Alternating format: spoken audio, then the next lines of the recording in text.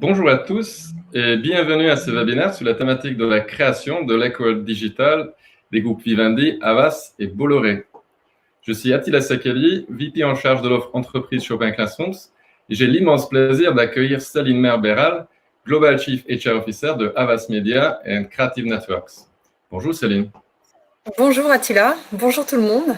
Je suis ravie d'être là avec vous et de partager ce moment sur ce beau projet. Super. Pendant les prochaines 45 minutes, on va donc parler de Guéderic, une initiative unique par le groupe Havas et en partenariat avec Open Classrooms pour répondre aux enjeux de recrutement et fidélisation de façon très différente et inspirante. Je crois qu'il n'est pas nécessaire de présenter le groupe Havas, le premier groupe publicitaire de France. Pour ceux qui ne connaîtraient pas Open Classrooms, on est une Skill Lab du Next 40, une école qui forme sur les métiers en tant que de digital, en s'appuyant sur un modèle pédagogique 100% en ligne, mais également sur un réseau de mentors et une approche d'apprentissage par la pratique. Aujourd'hui, Open Classrooms travaille avec plus de 1000 entreprises, aussi bien des multinationales comme Havas, ou Amazon, AXA et Capgemini, que des PME, qu'on accompagne sur des problématiques de upskilling, reskilling et recrutement en alternance. Avant de rentrer dans le vif du sujet, je vous rappelle que vous pouvez poser vos questions en live sur l'interface. Nous les traiterons en fin d'interview. Alors, Céline, pour commencer, est-ce que tu pourrais nous dire un peu plus sur ton parcours professionnel et plus précisément chez Bolloré? Oui, absolument. Donc moi, je suis DRH du groupe Havas depuis 2011. Enfin, j'ai rejoint le groupe en 2011. J'ai fait un parcours pour en arriver là. Et auparavant, j'avais rejoint en 97 le groupe Bolloré sur des métiers très différents. Et j'ai pu parcourir énormément d'entités en étant d'abord au service juridique, puis en développant une activité de capital risque lors de la première bulle Internet. Et j'ai également participé au lancement de Direct 8, et donc des médias du groupe Bolloré, de 2002 à 2005. Et ensuite, j'ai basculé sur la voiture électrique et tout le lancement d'Autolib. Et c'est après ces expériences d'intrapreneuriat que je me suis reformée au RH, qui était ma formation initiale, et que j'ai rejoint le groupe Havas, où j'ai fait depuis un parcours très, très riche et dont je suis ravie. Voilà. Ok, une bien jolie progression au sein du groupe. Avant d'aborder le projet Guéderic, qui est du coup l'objet de notre webinaire, est-ce que tu pourrais nous parler un peu de la genèse du projet? Donc, concrètement, quelles sont les problématiques partagées par les différentes entités du groupe? Absolument. Donc, il faut remonter à peu près à 3-4 années en arrière. C'est un projet qui a mis du temps à se construire et à se penser. Les agences d'abord du groupe Havas avaient fait le constat que dans un contexte de transformation digitale de nos organisations, une offre de formation solide au métier de la tech était restreinte et pour répondre aux besoins croissants de recrutement, talents digitaux sur lesquels le groupe mise pour son essor. Et on a fait le constat qu'au-delà d'Havas, les entités du groupe Vivendi et de Bolloré, ça pouvait être Bolloré Transport Logistique, les plateformes Dailymotion, Gameloft, Universal, Canal+, rencontraient les mêmes enjeux sur des profils absolument identiques, et même si les projets qui leur étaient offerts étaient bien sûr sur des métiers ou sur des contenus différents.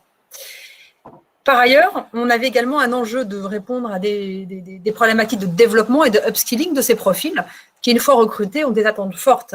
Et ils sont très demandeurs non seulement de monter en compétences, mais ils sont également demandeurs de changement. Et quelquefois, on pouvait constater l'on perdait des talents à 18-24 mois parce que nous n'étions pas en mesure de leur proposer de vraie mobilité, alors pourtant qu'on a une richesse d'offres au sein de nos groupes qui devrait répondre à un souhait de parcours à plus moyen terme pour des jeunes ou toutes personnes qui sont sur ces métiers du digital. Et donc, il nous est apparu évident qu'en joignant nos forces pour créer un programme, une école digitale innovante qui répondrait à cet enjeu partagé, c'était évident d'initier ensemble cette démarche. Voilà un petit peu l'histoire. Et ça remonte à 3-4 ans. Et on a commencé à l'époque par faire une étude de marché pour étudier les différentes écoles qui étaient innovantes. Donc, on a regardé Hyper Island, on a regardé École 42, on avait regardé Centrale Supélec, on a regardé des boîtes américaines, on avait à peu près regardé plusieurs boîtes et on a comme ça pu nous faire une idée de ce qui nous paraissait le plus percutant par rapport à ce que l'on souhaitait. Et ensuite, on a travaillé main dans la main avec toutes les RH des groupes Vivendi, Bolloré, Havas pour identifier nos besoins, pour identifier donc une volumétrie, les profils qui étaient le plus pertinents et quels étaient aussi nos besoins en upskilling. Ce qui nous a amené à créer un cahier des charges. Nous avons ensuite sélectionné une école et avec en finaliste, bien sûr, Open Classroom et une autre école qui s'appelait Hyper Island et qui nous a amené à lancer concrètement cette école 3-4 ans après l'avoir imaginée. Voilà. Très bien, et on va revenir sur vos critères de sélection. Toujours sur vos enjeux, si on fait un focus sur le RSE, quels étaient les enjeux de groupe en matière de RSE, notamment sur le sujet de la diversité et d'inclusion? Alors, les enjeux RSE ne sont pas littéralement ceux qui sont adressés par l'école Gabéric. L'enjeu de diversité que l'on adresse, c'est un enjeu de diversité des parcours. Parce qu'aujourd'hui, c'est vrai que des profils digitaux sont un peu toujours les mêmes et qu'on tenait à cœur de pouvoir former des profils qui étaient bien sûr des jeunes diplômés, mais également de l'ouvrir à des personnes en reconversion et de l'ouvrir aussi à des personnes qui avaient peut-être un parcours atypique, qui n'étaient pas forcément déjà diplômés ou qui avaient déjà officiellement acquis des compétences et qui avaient pu se former de façon autodidacte. Et Gabéric, en cela, est vraiment construit autour de la diversité parce qu'elle ouvre la sélection à des profils venus de tous horizons. Même s'ils doivent être sélectionnés, bien sûr, ils sont sourcés par Open Classroom, on le verra plus tard, et à ce titre-là, ils doivent avoir les compétences. Mais on ouvre à tous pour enrichir la diversité, et on pense qu'en tant qu'employeur, c'est important de pouvoir jouer ce rôle, d'accompagner tous les profils et de donner sa chance à des personnes compétentes qui n'ont peut-être pas la trajectoire attendue. Merci pour cet état des lieux sur la genèse avant la mise en place du projet. Alors, parlons maintenant de Gabéric. Justement, alors, qu'est-ce que c'est Gabéric concrètement? Alors, Gabéric, c'est aujourd'hui un programme qui vise à former en alternance des personnes sur des métiers du digital, comme des développeurs full stack, des chefs de projets digitaux, UX designers, UI designers, et que ces alternants vont pouvoir exercer on va dire, la partie pro en apprentissage au sein d'une de nos entités pendant 12 à 18 mois. Ce sont des formations diplômantes sur un parcours spécifique qui pourra ensuite, s'ils sont recrutés chez nous, bénéficier d'un parcours de mobilité interne qui est assez unique, puisque l'idée est de, dès le départ, s'engager pour leur faciliter la mobilité entre entités ou au sein d'une même agence sur des projets différents. C'est un enjeu culturel, parce que quelquefois les mobilités ne sont pas forcément faciles à organiser.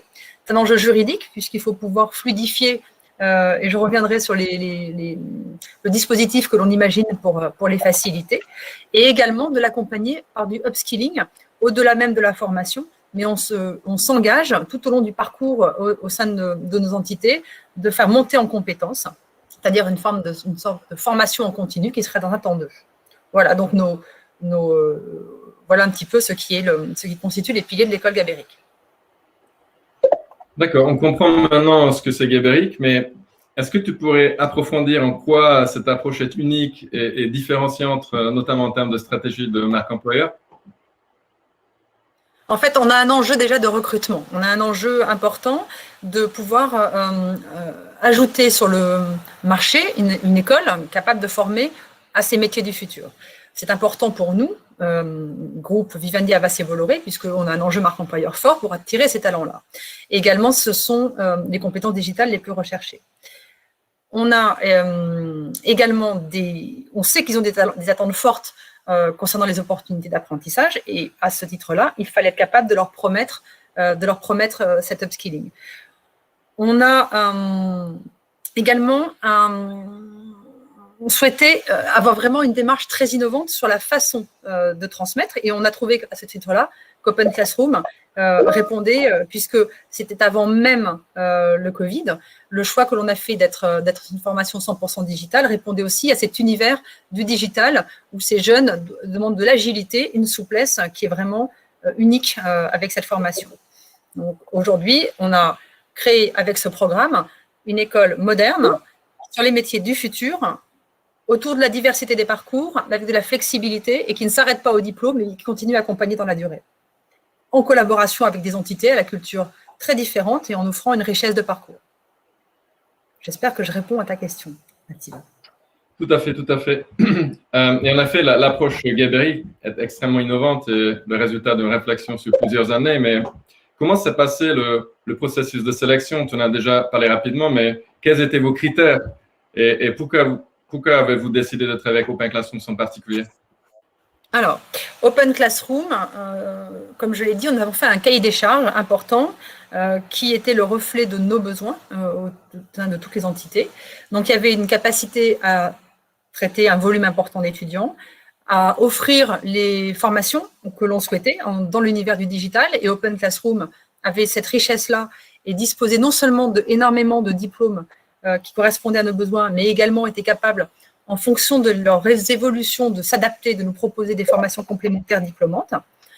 L'alternance était pour nous une richesse parce qu'on est convaincu que, et c'est une demande aussi forte exprimée par les étudiants, qu'il faut combiner l'apprentissage académique et l'apprentissage sur le terrain. Et ça, Open Classroom le faisait. Open Classroom, étant basé en France également, il savait bénéficier de toute la mécanique d'accompagnement française pour optimiser le coût pour les étudiants de cette formation. Le mentoring proposé par Open Classroom tout au long de la formation et qui, bien sûr, vient compenser le fait que les formations sont en ligne et que ça peut paraître toujours un petit peu risqué que les gens ne soient pas en présentiel. Ils sont suivis par un mentor qui leur donne les codes, qui leur explique, qui les aide à garder un rythme d'apprentissage, tout en étant sur le terrain également pour apprendre les codes de l'entreprise en même temps qu'ils apprennent la réalité d'un métier. Open Classroom avait les compétences digitales les plus recherchées, 100% en ligne, une capacité également à s'ouvrir à l'international. Et ça, c'est important parce qu'au-delà de ce projet qui aujourd'hui est lancé sur la France, on a une perspective internationale. Donc, Open Classroom est capable de nous délivrer des contenus de formation en anglais et de nous accompagner, si nous le souhaitions, aussi bien en Afrique que dans d'autres pays en Europe, pour continuer ce projet selon les formats qui fonctionnent, bien sûr, dans les pays. Donc, pour nous, c'était une évidence à la fin de tout ce process de pouvoir s'appuyer sur Open Classroom. Très clair. Et d'un point de vue un peu plus pratique, comment est-ce que vous avez déployé le dispositif avec Open Classroom? Comment nous avons déployé le dispositif avec Open Classroom? On a aujourd'hui identifié, on a mis en place un sourcing qui est fait par votre intermédiaire. Les candidats nous sont ensuite proposés à chaque entité qui elle-même a son job desk correspondant au profil souhaité. Nous avons comme cela généré une première promotion de 28 alternants composés de jeunes et de personnes en reconversion. Il faut reconnaître que les personnes en reconversion sont moins nombreuses aujourd'hui parce que leurs profils sont plus compliqués à identifier avec les bonnes compétences, mais c'est un sujet qui nous tient à cœur et sur lequel nous allons passer du temps. Et nous développons en parallèle le programme d'upskilling. Nous avons lancé aujourd'hui notre espace virtuel au sein d'Open Classroom sur votre école et ça fonctionne depuis maintenant plus de 6 mois. Nous avons fait d'abord une phase pilote et aujourd'hui, la première promotion est constituée.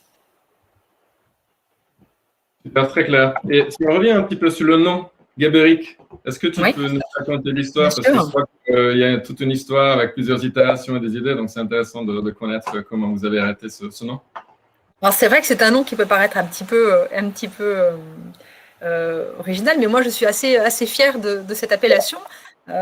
Il fallait trouver un nom qui reflète l'originalité et la collaboration, et en même temps un nom qui ne soit pas déposé. Alors, pour être très transparente, au départ, on avait été un petit peu plus traditionnel dans la réflexion sur le nom, mais on s'était rendu compte que la plupart étaient déposés sur des activités similaires et qu'on avait malheureusement un choix qui était très limité. Et en se focalisant sur ce désir de refléter la collaboration, l'équipe qui a lancé ce projet se trouvait chez Havas. Les couleurs du logo, les couleurs, tout ce qui concerne le graphisme autour de Gabery, ce sont les couleurs de Vivendi. Et pour ceux peut-être qui connaissent un petit peu Bolloré, le siège social de Bolloré est à Erguet-Gabéric, en Bretagne. Et c'est donc un clin d'œil aux racines entrepreneuriales du groupe que nous avons juste fondu avec le mot geek, qui avait une sonorité plus tech, en lien avec le domaine de l'école. Donc Gabéric, c'est le nom geek mélangé au siège social de Bolloré, les couleurs de Vivendi et l'équipe qui vous parle, en tout cas dont je suis la représentante aujourd'hui, étant d'Havas, on avait ainsi réuni au sein d'un nom une ombrelle partagée. Très clair, Céline. Est-ce que tu peux nous parler un peu pour un candidat qui est admis au programme Gaberic, finalement, quelle est la promesse? Est-ce qu'il y a une promesse d'embauche? Est-ce qu'il y a quelle est l'expérience derrière? Est-ce qu'il y a une immersion au sein des différentes entités? Finalement, quelle est la promesse auprès des candidats que vous racontez et que vous promettez à vos candidats? Donc, la promesse, elle est déjà donc, de bénéficier bien sûr de cette formation en alternance. C'est des métiers du futur et c'est fait dans un cadre où on s'engage, nous, à leur offrir une alternance tout à fait de qualité en mettant en contact le mentor du côté de Open Classroom et le tuteur qui est au sein des équipes où le jeune est accueilli. À l'issue de cette formation, si l'étudiant devient un collaborateur, on s'engage à éventuellement l'héberger dans une agence interne de placement qui permettrait d'être affecté à des missions en restant employé d'une unique entité et pouvoir bénéficier, et ce sera natif à son contrat, d'une évolution possible au sein de l'ensemble des entités. C'est aujourd'hui un dispositif qui n'existe pas, où nous avons en général des contraintes liées à des changements de contrat qui peuvent être des freins à cette mobilité, et ce qui permettrait également aux managers depuis le début de savoir que ces recrutés sont amenés à avoir je ne vais pas dire une liberté de circulation, puisque bien évidemment, quand on est sur une mission, on doit la terminer, on ne lève pas la main et on ne part pas n'importe quand, mais de l'organiser à l'avance et d'avoir une fluidité de cette circulation. Également, donc, ce upskilling avec des programmes où chaque année, sur des rythmes à définir, il y aura des sessions pour redynamiser la connaissance d'une technique ou d'un langage tech si besoin, ou de nouvelles méthodologies d'apprentissage, et c'est un chef de projet digital, afin de lui garantir une évolution de carrière. Ça, c'est très important, sachant que même ce upskilling, pour tout vous dire, on ne va pas le réserver aux seuls collaborateurs qui seraient recrutés de Gaberic, mais aux mêmes collaborateurs du groupe qui seraient sur les mêmes métiers, puisque Gaberic, c'est du upskilling pour tous les collaborateurs, et de la formation, en revanche, pour les étudiants qui seront sourcés par vous. Très clair. Je vois qu'on commence à avoir pas mal de questions aussi. Est-ce que toujours sur l'expérience candidat, est-ce que tu peux nous expliquer l'accompagnement? Je pense qu'il y a un rôle de tuteur et un rôle de mentor. Est-ce que tu peux nous expliquer quel est le niveau d'accompagnement de la part de Havas et de la part d'Open Classrooms? Alors, de la part d'Open Classroom, c'est toi qui vas vouloir nous le raconter, je pense, tout à l'heure. Mais c'est vrai que de la part d'Open Classroom, l'accompagnement, c'est un mentor qui est un professionnel de l'enseignement, mais qui est une expérience métier, et qui aide l'apprenti dans tous ces enjeux de priorisation, d'organisation, questions sur l'articulation de ses cours, comment les cas pratiques doivent être traités. Donc, je pense que tout ça, c'est vraiment en lien avec la méthodologie d'Open Classroom. Et le tuteur, qui lui est là pour aider l'apprenti à atterrir dans l'entreprise, comprendre les codes, comprendre des enjeux clients internes, clients externes, essayer de déceler avec lui si son atterrissage est cohérent par rapport à son ambition. L'accompagner, c'est dure 12 à 24 mois. Donc, en 12 à 24 mois, il est vrai qu'on a 4 jours en entreprise. Ça, c'est le rythme qui a été… c'est un autre désavantage très important qu'on a trouvé avec Open Classroom, c'est le rythme de l'alternance, bien sûr, qui est totalement modulable. Et par rapport à ce que souhaitaient nos entités, 4 jours en entreprise, 1 jour en apprentissage, c'était ce qui était le plus pertinent. C'est vrai qu'en général, avec d'autres écoles, on est soumis à un rythme qui est imposé. Ça peut être 3 semaines, 1 semaine, ça peut être… Et quelquefois, cette rigidité peut être aussi un moment bloquant dans le choix de recruter ces profils. Donc, c'était un autre des aspects, des points forts de notre partenariat. Oui, tout à fait. C'est vrai qu'on a cette flexibilité qu'on apporte. Souvent, les écoles imposent un calendrier d'alternance imposé. Et nous, finalement, dans le cadre de ce modèle, la seule contrainte que nous avons, c'est ce qui est imposé par les OPCO. Il faut que la formation représente 25 à 50% de contrat de travail. Donc, effectivement, cette flexibilité, c'est assez intéressant. Est-ce qu'il existe des critères de succès pour le projet? Enfin, comment vous décidez si ce projet, s'il y a un retour sur investissement? Oui, bien sûr. Écoutez, déjà, notre ambition, ce serait de parvenir à recruter 75% des alternants. C'est vraiment ce que l'on souhaite. On souhaite que Gabéric devienne le carrefour et le point d'entrée pour ces profils digitaux. On souhaite avoir un réseau d'alumni actif et reconnu, qui s'entraident, mais surtout qui soient perçus sur le marché comme compétents, parce qu'ils ne resteront pas forcément toujours chez nous. D'avoir un véritable parcours d'upskilling qui dépasse le cadre de Gabéric, qui soit vraiment perçu, qui soit construit, parce que je pense qu'on a une marge de progression et que c'est essentiel aujourd'hui, c'est une attente clé de toute cette population, de pouvoir mener à bien cette dimension de diversité sur les parcours qui n'est pas si simple à mettre en place et qui va nous demander aussi une modernité et une éducation des managers et de pouvoir accompagner au mieux ces profils qui auront peut-être plus de difficultés à ce changement sur des métiers comme ça qui peuvent paraître un petit peu lointains s'ils avaient d'autres métiers avant. D'être très attractif en termes de marque employeur auprès des jeunes notamment qui ont aujourd'hui sur ces formations beaucoup de choix et qui soient au courant de la richesse de nos groupes et qu'en rentrant dans une entité, ils ne renoncent pas aux autres, mais ils auront peut-être la possibilité d'y évoluer, de créer des partenariats avec d'autres entreprises et de s'appuyer sur ceux que pourront nous amener Open Classroom et d'avoir une perspective de développement à l'international, ce qui est pour nous essentiel. On est un groupe international, les trois, Bolloré, Vivendi, Havas sont internationaux. On a une empreinte forte en Afrique et dans d'autres pays. Et si l'expérience France est un succès, on essaiera bien évidemment de le déployer. Très clair. Je reviens un peu sur l'expérience et la promesse pour les candidats. Est-ce qu'il y a des prérequis pour intégrer une formation alternance Gabéric? Quels sont les critères qu'il faut réunir pour pouvoir être éligible, pour pouvoir être retenu dans le cas de Gabéric? On a à chaque fois un job description pour le profil. Donc, bien évidemment, les compétences qui sont demandées pour accéder à votre formation sont des compétences qui auraient été demandées à quelqu'un qui aurait pu avoir un master ou qui aurait pu avoir un premier diplôme, un BTS. Il faut qu'il les ait acquises soit en passant par un autre parcours préalable, soit en ayant lui-même de façon sur le terrain ou autodidacte, soit par une expérience professionnelle passée, qu'il ait acquis les bonnes compétences. Ensuite, on n'a aucune barrière à l'entrée, autre que celle d'avoir les compétences requises pour être éligible au programme. On n'a pas de compétences linguistiques à ce stade. Il n'y en a pas de compétences d'école particulière. On a vraiment essayé d'être le plus vaste possible et le plus large possible dans la sélection.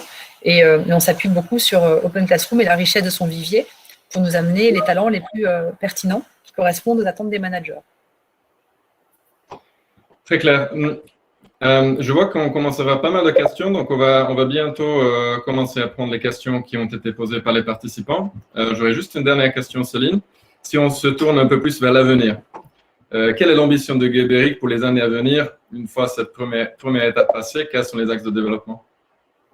Les actes de développement, si jamais ce véhicule de placement interne prend de l'ampleur, puisque nous espérons qu'avec les années, nous aurons un vivier d'alumni, qu'ils soient collaborateurs chez nous ou qu'ils soient partis ailleurs, pourquoi pas en développer également une activité de ce côté-là, où nous pourrons même connaître nos anciens élèves et les placer au mieux ailleurs que dans le groupe. Je pense qu'il faut pas se fermer cette porte-là.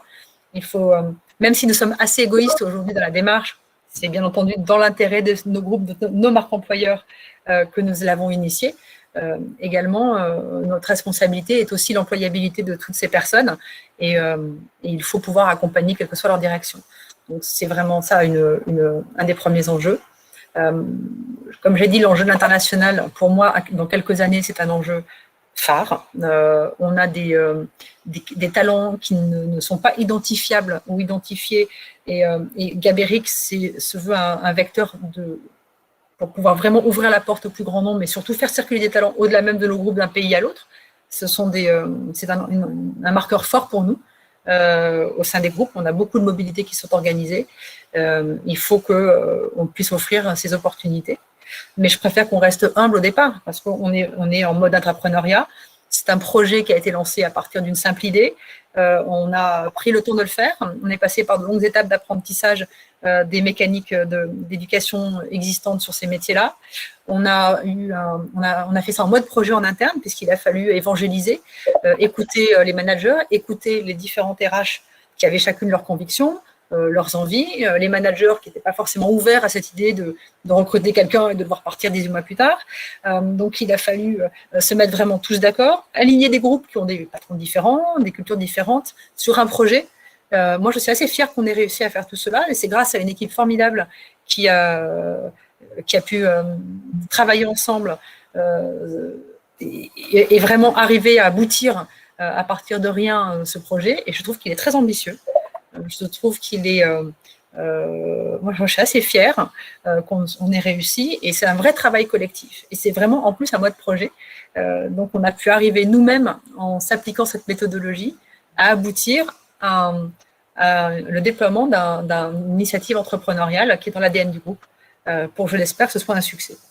Et on verra bien si aujourd'hui ce modèle peut être dupliqué par d'autres. Mais moi, je suis très, très convaincue qu'il y a un grand avenir sur l'encouragement de l'employabilité, sur des fonctions et des métiers du futur, et que c'est aussi la responsabilité d'employeurs comme nous d'y passer un peu de temps et d'y participer. Merci Céline pour cet exposé complet des tenants et aboutissants de ce programme. On a prévu d'utiliser une partie de webinaire pour répondre aux questions. Je vois qu'on en a pas mal, donc je propose qu'on commence à en prendre certaines. Alors, question de Flore. Est-ce que vous envisagez de vous appuyer sur Geberit pour dispenser aussi des formations professionnelles courtes, par exemple 1 ou 2 jours? Donc, j'imagine que ce serait plutôt de la formation interne, Céline. Je te laisse répondre. Alors, on a d'autres dispositifs et d'autres supports qui sont prévus. Aujourd'hui, pour 1 ou 2 jours, on n'a pas prévu de le passer par Geberit. Ça peut être c'est plutôt du upskilling pour nous, pour la formation interne. Donc, on n'a pas aujourd'hui, on essaye de laisser à Geberit, on va dire, un design, un détourage précis de sa cible. Et donc, pour le moment, c'est les formations en alternance sur les métiers du digital que l'on a définis. Mais on ne s'interdit absolument pas de l'élargir en fonction des besoins et de la capacité qu'on aura à le faire passer sur ce dispositif. Super. Question de Christine. Si j'ai bien compris, l'idée est de créer une entité qui va recruter ces jeunes Geberit et ils constitueront un pool de talents en CDI et en mission dans les entités du groupe. Est-ce que j'ai bien compris? C'est exactement cela, sachant que, pour être extrêmement transparente, l'idée, c'est que nos entités puissent bénéficier et recruter tous ces jeunes sans avoir l'impression que si jamais ils les recrutaient en direct, ce soit financièrement beaucoup plus intéressant. Donc, il faut qu'on trouve le bon modèle économique. Ce n'est pas une vraie boîte de placement qui aura le même modèle économique.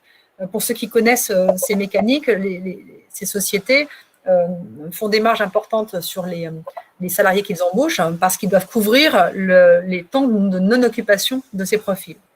C'est comme ça que ça fonctionne. Donc aujourd'hui, ce n'est pas l'objet de cette boîte, ce serait vraiment de faciliter la circulation. Néanmoins, il va falloir qu'on trouve le bon curseur pour que nos entités puissent activer sans avoir l'impression d'activer quelque chose d'ordre de prix chez nous, tout en garantissant la fluidité et la circulation de ses collaborateurs. Donc c'est encore en cours de réflexion. Super. Ensuite, Thierry nous demande, est-ce que les diplômes sont reconnus au RNCP? Ça, je peux prendre cette question. Et Céline, je te laisse bien évidemment compléter. Je dirais, premièrement, les OPCO, c'est-à-dire les financeurs publics, ceux qui financent la formation, en général, les critères, l'éligibilité à un financement est beaucoup plus fluide quand la formation aboutit à un titre RNCP. Donc oui, c'est la raison pour laquelle Open Classrooms, depuis 2015, je dirais, depuis le lancement des parcours diplômants, nos formations ont toujours l'objectif de permettre l'acquisition d'un titre RNCP au bout, soit un titre RNCP, soit un diplôme de grade.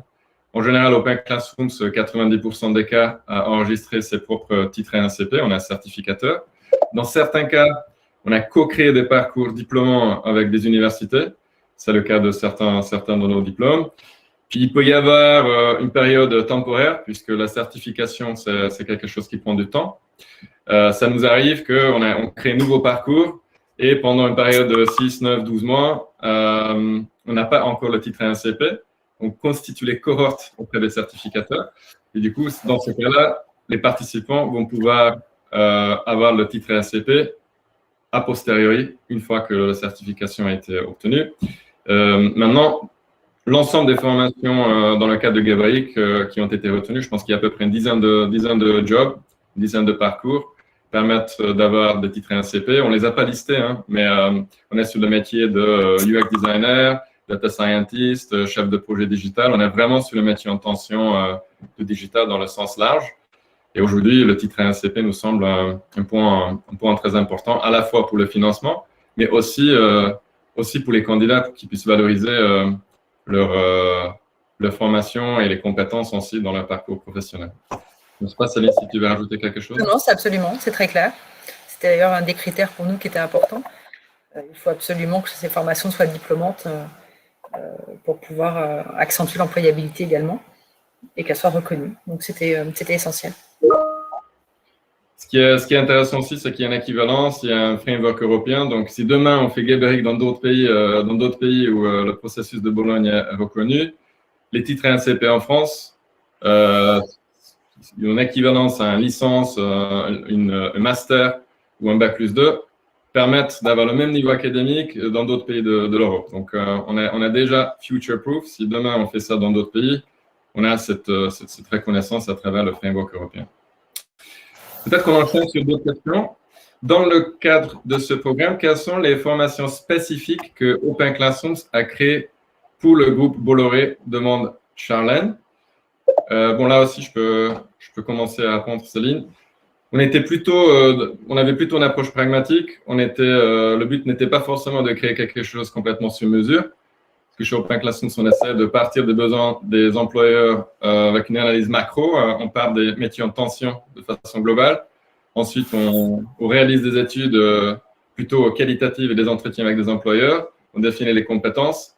Et c'est comme ça qu'on détermine notre roadmap de création de parcours et les compétences derrière et le modèle pédagogique. Ça veut dire que sans qu'on fasse exprès, les métiers coïncidaient assez bien. En fait, les parcours que Open Classrooms proposait correspondaient assez bien, à quelques exceptions près, avec ce que le groupe Havas Bolloré souhaitait faire. Donc, aujourd'hui, c'est exclusivement des parcours et des formations qui existaient déjà sur lequel on forme dans le cadre de Geberik. Céline? Ah oui, non, mais bien évidemment, par nature, les métiers du digital étaient, c'est vrai, déjà préexistés pour beaucoup chez vous. Et je sais que Open Classroom est ouvert si nous avions des enjeux d'élargissement de notre catalogue de formation à travailler au développement d'autres briques si besoin est. Mais vous avez déjà beaucoup de choses disponibles. Oui, c'est pas qu'on ne veut pas. On l'a déjà fait avec certains employeurs. Quand on est en train de lancer un nouveau cursus, le critère en général, on veut qu'il y ait une demande un peu plus large sur le marché.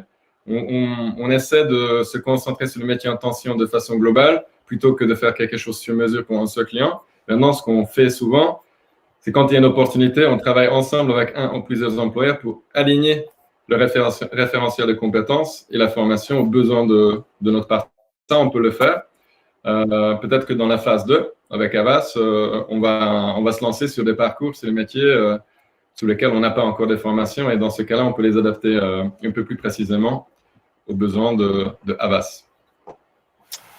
Bolloré et Vivendi. Pardon? Havas, Bolloré et Vivendi. Tout à fait. Tu vas avoir beaucoup de feedback différents pour pouvoir… je pense que si tu arrives à t'adapter à toutes les demandes d'un groupe complexe comme celui-ci, Open Classroom sera capable de s'adapter à beaucoup d'autres demandes. Tout à fait. On a eu une question sur le nom, mais je pense qu'on avait déjà répondu. Ensuite, une question sur le modèle économique qu'on adopte dans ce partenariat avec Open Classrooms. Je pense qu'on peut, dans le niveau macro, ce qu'on peut dire, c'est que l'essentiel se passe, c'est-à-dire que le financement des parcours de formation, on en a parlé vaguement, est éligible à un financement en alternance, soit en contrat d'apprentissage, soit en contrat de professionnalisation. Donc, il y a déjà une prise en charge. Havas et tous les employeurs cotisent la taxe d'apprentissage et la contribution obligatoire à la formation professionnelle. c'est prélevé sur les salaires. Et donc, ça va dans un système de la distribution avec des organismes financeurs qui s'appellent les OPCO. Et donc, ça permet, c'est un modèle qui est assez unique d'ailleurs, ça permet de mutualiser ces fonds. Et quelqu'un qui postule chez Geberit va pouvoir mobiliser ces financements existants dans ce fonds mutualisé pour financer les frais de formation. Donc, ça veut dire que sur la partie frais pédagogiques, on s'intègre, on réutilise les fonds mutualisés existants et on réutilise les contributions existantes.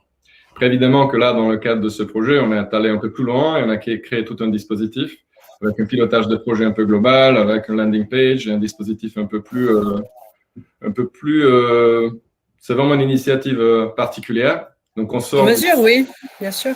Oui, on a eu effectivement on a un travail sur mesure en parallèle du dispositif classique de mise en place de ce programme pour pouvoir créer l'univers Geberit en lien avec Open Classroom et organiser la sélection des candidats. Visiblement, il y a une question qui revient souvent. Il y a quelqu'un qui nous dit je ne vois pas la différence nette et claire entre Geberit et Open Classrooms. Ah bah ça veut dire qu'il faut qu'on réexplique alors. Parce que c'est vraiment Geberit et Open Classroom. Est-ce que Céline, tu veux Oui, parce qu'en fait, dans Geberit, il y a la partie du programme où effectivement, on s'appuie sur Open Classroom pour définir les formations que nous souhaitons pour notre groupe. La spécificité par rapport à Open Classroom, c'est que les groupes Vivendi, Havas et Bolloré prennent ces apprentis pour le temps de leur formation. Donc ça, c'est une première spécificité, parce qu'Open Classroom en soi, il n'y a pas particulièrement sinon de lien privilégié avec ces deux groupes. Donc après, les alternants se trouvent comme ils le peuvent leur entreprise.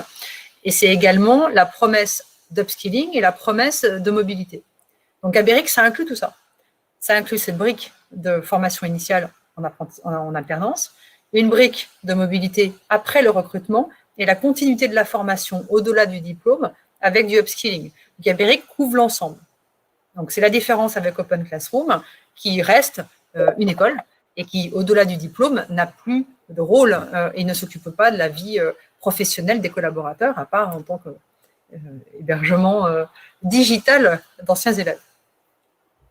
Oui. J'espère avoir répondu à cette question-là. Si la personne qui l'a posée n'est pas claire, elle peut, comme malheureusement on ne peut pas les entendre, vivement qu'on se retrouve tous physiquement, on peut reposer, je pense, dans le chat voilà, pour complément, si jamais il y avait besoin de clarifier. Il ne faut pas hésiter. Mais effectivement, ce qu'on peut dire, c'est que Geberit englobe Open Classrooms, notamment la partie alternance, mais c'est une expérience beaucoup plus… ça va beaucoup plus loin que juste une formation d'alternance, puisqu'il y a toute cette dimension d'immersion avec différentes entités.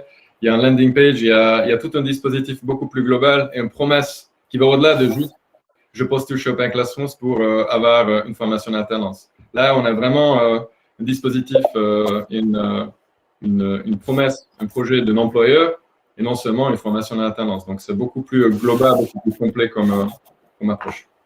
En espérant que ça peut… Oui, c'est vrai que notre métier, nous, quand on a eu ce projet, on ne voulait surtout pas se retrouver opérateur d'un établissement, d'une école. Donc, il fallait absolument qu'on ait un partenaire pour le faire. Un partenaire qui maîtrise parfaitement les sujets, qui ait déjà des formations diplômantes et qui soit compatible avec ce que l'on voulait faire. Donc, on avait nécessairement dans la composante Geberit cette partie partenariale qui venait s'ajouter à ce que l'on faisait nous-mêmes ensuite au sein du groupe dans le prolongement pour former un ensemble cohérent dans ce que l'on propose. On a aussi une question sur est-ce que quelqu'un qui est en dehors de la France peut voir l'Europe, peut postuler la formation. Là-dessus, il y a juste des critères d'éligibilité en matière d'alternance, en matière de régulation. Il faut avoir un permis de travail, il faut avoir l'autorisation pour travailler en France afin d'être éligible en fait de financement et d'un contrat d'alternance. Je ne sais pas, Céline, si tu veux ajouter autre chose sur la partie. Non, c'est très clair. Mais à part ce point, il n'y a pas de problème en termes d'éligibilité mis à part ce point. Je vois qu'on a nouvelle question. Quels sont les thèmes couverts par le programme d'upskilling et quelles fonctions s'adresse-t-il? Uniquement IT ou plus largement? Alors, plus largement, dans les formations listées, et peut-être que je donnerai à Carole qui pourra peut-être les rappeler de façon exhaustive, les upskilling correspondra à métier, donc nous avons chef de projet. Carole, si jamais tu peux éventuellement intervenir, ou sinon c'est moi qui prend cette liste. Mais l'idée, c'est de former les chefs de projet digitaux, UX designer, UI designer, développeur full stack pour le moment. Chef de projet digital, ce n'est pas des métiers IT. Ce sont des fonctions d'organisation autour de métiers du digital. Donc, le upskilling, ce n'est pas uniquement du langage informatique, ça va être de la technique d'organisation, ça va être du mode agile, et ça va être aussi de la seniorité en termes de management qui peut s'accompagner parce qu'il y a aussi de la soft skills. En upskilling, on accompagne la progression des collaborateurs. On a une offre de coaching interne dont je n'ai pas parlé, mais qui s'adressera également pour pouvoir accompagner, on va dire, le développement personnel des collaborateurs sur ces métiers-là. En général, on s'en occupe souvent tard de ces enjeux-là et ça demande plus d'investissement en termes de temps. Donc, il y a aussi une dimension soft skill dans ce upskilling. Donc, ce ne sera pas que de la tech, même si ce sera autour des métiers du digital, des gens issus de Gabéric ou des gens au sein de notre groupe qui ont le même métier. Voilà, pour ne pas être excluant et faire deux univers qui se côtoient.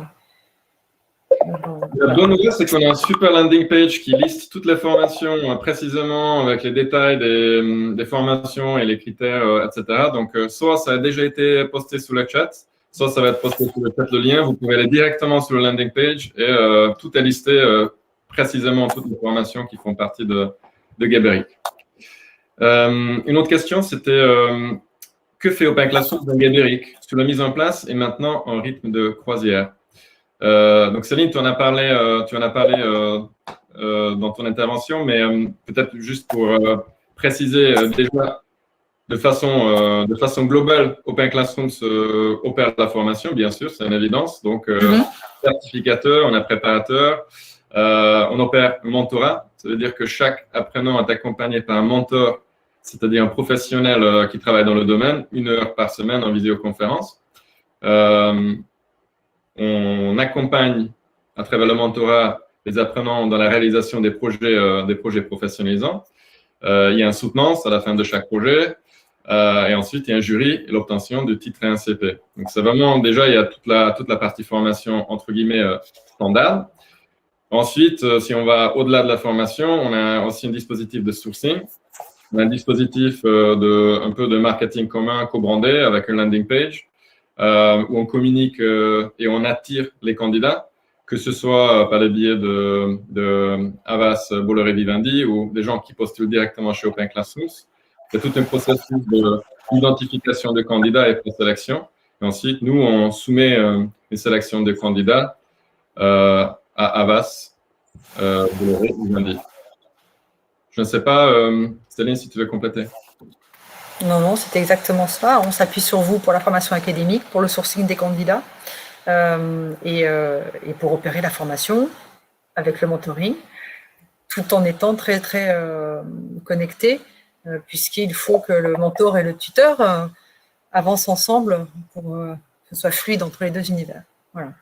Et sachant que, je le rappelle, l'école a été lancée en mode pilote l'année dernière, que bien entendu, le Covid, cette année difficile, a remis en question à un moment donné un nombre de postes, tout en étant au contraire totalement propice pendant cette période à former ces jeunes qui étant forcément à distance, ont trouvé à travers cette école la possibilité de continuer et d'aboutir leur formation, ce qui n'aurait pas forcément été simple si on avait un autre type de partenariat.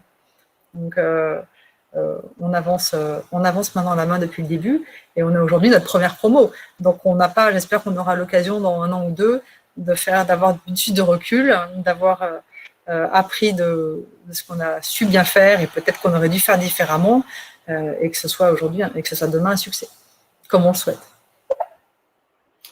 Une question un peu plus d'ordre pratique. Est-ce que les contrats d'apprentissage sont tous signés par les 3 entités? Je ne pense pas, mais je te laisse préciser. Ouais. Non. En fait, l'apprentissage a lieu dans une entité, une équipe, donc pendant toute la durée, que ce soit 12 ou 24 mois. C'est après, lorsque l'étudiant, s'il est recruté, à ce moment-là, il sera recruté sous cette agence interne qui, elle, sera en revanche partagée par nos 3 groupes. On verra comment on le met en œuvre, mais l'idée, c'est d'avoir cette entité qui permet de les placer. En revanche, l'alternance est réalisée au sein d'une entité et une seule. On ne change pas de mission pendant l'alternance.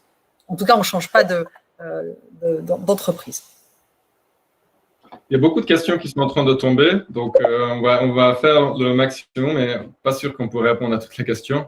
Une autre question sur l'ambition. Est-ce que vous avez l'ambition d'élargir les domaines de formation autres que le digital, ou vous restez uniquement sur le digital? Donc, là, on en a parlé pour la phase 1. Est-ce que pour les phases dans l'avenir, est-ce que Saline, tu prévois d'élargir? Humblement, je ne sais pas. Je ne sais pas du tout. Aujourd'hui, notre cible, c'est de combiner l'élargissement de nos viviers sur des métiers en tension, du digital, d'accompagner aussi la transformation des personnes en reconversion pour avoir une certaine diversité. Est-ce que demain, des nouveaux métiers vont se présenter pour répondre à ces critères-là? Des métiers en tension, on veut des métiers d'avenir et on veut qu'ils puissent être accessibles à la diversité. Sur ces critères-là, sky is the limit. Hein. On pourra, pourquoi pas, enrichir notre offre par ces métiers dont on ignore même aujourd'hui la définition, qui ne manqueront pas de se créer. On peut plutôt être là-dessus, sur ces métiers en devenir, des métiers d'avenir, mais la liste est loin d'être exhaustive. D'ailleurs, le catalogue s'est enrichi entre le moment où nous avons conçu l'offre et le moment où elle est opérationnelle, parce que nos entités nous ont demandé si on ne pouvait pas rajouter, le chef de projet digital s'est rajouté. Initialement, on était plutôt sur de l'UX designer, UI designer et développeur. Et au fur et à mesure, cela s'enrichit.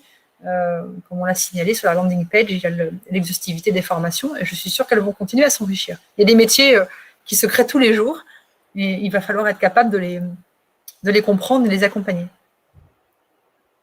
Super, merci Céline. Ensuite, on a une question un peu plus pour Open Classrooms de la part de Abdul. Quelles sont vos offres pour faciliter la mise en œuvre des écoles du digital du genre, basées sur le contenu Open Classrooms? Donc, effectivement, on a un phénomène de digitalisation du cursus, une volonté, hein, c'est nécessaire de la part que ce soit des universités ou des organismes de formation, de rapidement passer au digital. Il y a des subventions de la part de l'État aussi pour promouvoir l'hybridation, ils appellent ça l'hybridation, c'est-à-dire ajouter des composants en ligne à des cursus de l'enseignement supérieur. Effectivement, Open Classrooms a une offre, même plusieurs offres qui permettent d'accompagner les écoles et l'enseignement supérieur pour aller vers le digital, soit dans le cadre de nos formations courtes sous forme de MOOC, qui peuvent être ensuite intégrées dans un cursus d'enseignement supérieur, soit dans le cadre de ce qu'on appelle les blocs de compétences, qui eux, incluent aussi des projets professionnalisants et du mentorat, qui peuvent également être intégrés dans une maquette pédagogique. Donc là-dessus, on travaille avec pas mal de partenaires académiques pour injecter.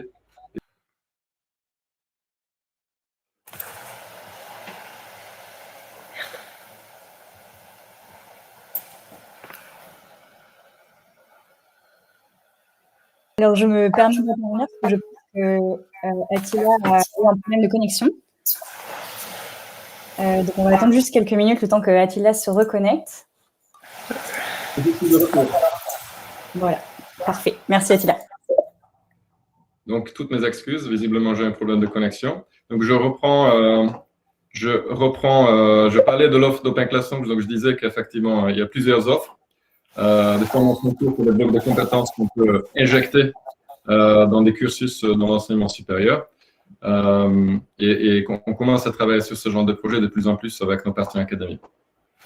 Ensuite, une question un peu plus pratique sur le financement. Quel OPCO finance? Eh bien, ça dépend de l'entité en question parce que c'est des grands groupes, hein, Céline. Donc, il peut y avoir, en fonction de la branche professionnelle, il peut y avoir différents OPCO. Il y a plusieurs OPCO, hein. Il y a Atlas, il y en a d'autres. Donc, ce n'est pas un seul OPCO, c'est un projet un peu plus complexe qui implique plusieurs OPCO. Absolument. Le nombre de candidats, je ne suis pas sûr qu'on veut aller dans ce genre de détails, Céline. Peut-être qu'on… De candidats ou d'alternants aujourd'hui? Donc, combien de candidatures on a reçues, combien on en a pris à ce jour? Je te laisse décider si tu veux communiquer. Oui, non, mais tu sais, je suis pour la transparence. On a aujourd'hui une promotion d'une trentaine d'apprenants. Et je pense qu'on a reçu de mémoire à peu près 3 fois plus de candidatures. Je parle sous ton contrôle parce que le sourcing étant fait de chez vous, mais nous, on a reçu à peu près en moyenne pour un poste. Nos RH et nos patrons ont vu 3-4 CV. Alors, certains devaient être en commun, mais je dirais qu'on a 28, 29 alternants pour une centaine de profils qui ont circulé. Oui, en effet, c'est un funnel assez complexe où il y a un processus de candidature, plusieurs étapes, l'éligibilité à l'alternance, on teste les soft skills. Enfin, il y a vraiment beaucoup d'étapes, c'est un entonnoir. Du coup, les chiffres que citait Céline, c'est suite à beaucoup d'étapes de sélection. Ouais. Mais en vrai, on a des centaines de candidats qui arrivent. Voilà, je parlais de notre côté, hein, je ne parlais pas du tout des candidatures que vous avez reçues, mais c'est celles dont nous avons eu connaissance. Question aussi sur le sourcing. En quoi Open Classroom c'est compétent et outillé pour le faire? On est compétent et outillé parce que Open Classroom opère beaucoup de programmes financés, notamment par exemple avec Pôle emploi, on forme des milliers de demandeurs d'emploi. On a aussi centre de formation d'apprentis. On a plus de 1000 départs de contrats d'apprentissage et contrats d'alternance l'année dernière. Donc derrière tout ça, on a une usine, on a toute une méthodologie d'acquisition et de sourcing de candidats. Notamment 100% en ligne. Et donc, on s'appuie sur ce savoir-faire pour accompagner Avas dans le sourcing. Vous ciblez l'alternance et évoquez l'upskilling. Donc, quelle mesure cette initiative peut demain être un véhicule de montée en compétences des collaborateurs en interne? On en a déjà parlé plus ou moins, Céline. Alors, on en a parlé. Alors, je vais être obligée de parler un petit peu de ce qui se passe chez nous, au-delà de Gabéric. Pour la montée en compétences des collaborateurs. Nous avons donc ce programme Gabéric qui va être la montée en compétences sur les formations dont on a parlé et sur les compétences liées à ces métiers. Et on a également plus généralement des dispositifs déjà en place à travers Avas University dans lesquels les montées en compétences sont prévues d'une façon générale sur des métiers de façon transverse ou que ce soit en compliance, en technicité, en soft skills. Donc aujourd'hui, l'idée c'est plutôt que Gabéric devienne un point d'entrée pour les talents sur ces métiers du futur et que le upskilling soit intégré pour que, en s'inscrivant dans ce programme, les étudiants qui le souhaitent soient déjà certains que cette formation elle est dans la durée, puisqu'elle s'accompagne de la formation initiale et également de cet upskilling. Ensuite, au-delà du groupe, je pense encore une fois qu'il ne faut surtout pas se limiter dans une ambition et de ranger dans une boîte avec des frontières délimitées. C'est la première fois qu'on le fait, humblement pour Avas et pour moi à titre personnel et pour l'équipe en charge, c'est des initiatives nouvelles. Donc on apprend tous les jours, on ne sait pas quels vont être nos partenaires demain, on ne sait pas comment vont être perçus tous ces jeunes au sein de l'entreprise, ces nouveaux talents recrutés sur ces métiers-là, on ne sait pas comment vont devenir ces métiers, on ne sait pas quelles vont être nos ambitions internationales, comment on va le mettre en place. Je pense que l'idée, c'est d'avoir beaucoup de souplesse, beaucoup d'agilité et pour, de toutes les façons, monter en gamme et monter en compétences, et certainement pas pour réduire le scope. Donc, Gabéric ne pourra que grandir et j'espère deviendra un outil d'upskilling élargi, mais avec une patte sur ces métiers digitaux et d'avenir. Et je pense que ça va être probablement la dernière ou l'avant-dernière question. On nous demande de rappeler les prérequis. Donc, les prérequis, il y en a des administratifs, comme déjà indiqué, sur la partie alternance. Donc, ça, c'est l'État et les financeurs qui l'imposent. En contrat d'apprentissage, il faut pas avoir plus de 30 ans ou alors il faut demander d'emploi. Je ne vous fais pas tous les critères pour l'alternance en général. Et ensuite, pour la partie plutôt cursus de formation, il y a des prérequis en fonction de chaque parcours. Dans la plupart des cas, Open Classroom, on a une mission qui est de rendre l'éducation accessible. Donc, on essaie vraiment d'éviter et enlever un maximum de barrières. On a pas mal de formations qui sont disponibles sans aucun prérequis. Maintenant, sur une formation de data analyst, on demande des notions de de statistiques et algèbre, par exemple. Ça dépend vraiment du cursus en question ensuite. Comment vous contacter après pour discuter sur la création d'une offre pour l'Afrique? Mon ambition est de rapprocher Open Classrooms de l'Afrique. Sur le site Open Classrooms, il y a un parti for business et vous pouvez nous contacter avec un formulaire et quelqu'un de notre équipe va prendre contact avec vous avec grand plaisir. Eh bien, je pense qu'on a réussi à répondre à l'ensemble des questions. Donc, notre séance va prendre fin ici. Céline, j'étais ravi de cet échange et j'espère que pour vous aussi, derrière vos écrans, ce webinaire répond à l'ensemble de vos questions et que nos propos ont été enrichissants. En ce qui me concerne, Open Classrooms et moi, ça a été un vrai plaisir d'accompagner Havas et les équipes de Céline dans le cadre de ce projet, on peut dire révolutionnaire, qui représente une vraie innovation en termes de marque employeur par son impact économique et sociétal. Et j'espère aussi que ce projet donnera envie à d'autres d'entre vous de développer des initiatives similaires avec nous, que ce soit en matière de upskilling, reskilling ou recrutement. Je rappelle que le webinaire a été enregistré et vous pouvez le visionner et partager à tout moment. Merci et à très bientôt. Merci beaucoup, Attila, et je vous souhaite à tous une très bonne fin de journée. C'est un plaisir. Merci. Au revoir.